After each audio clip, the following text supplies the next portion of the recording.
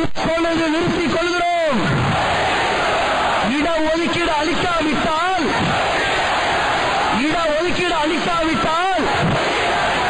சட்டசபையை முற்றுகையிடுவோம், பாராளுமன்றத்தை முற்றுகையிடுவோம். ராணுவமே தடுத்தாலும், இந்திய ராணுவம் தடுத்தாலும், கப்பல் படை தடுத்தாலும், எங்கள் போர் செங்கோட்டையில்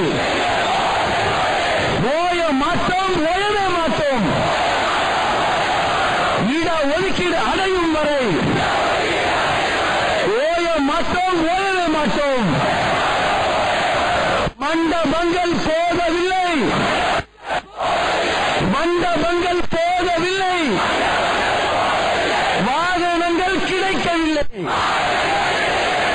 காவல்துறை கதிகலங்கியது. போயிடுங்கள், காவல்துறை கேட்டுக்கொண்டது. எங்களுக்கு உரிமை வேண்டும்,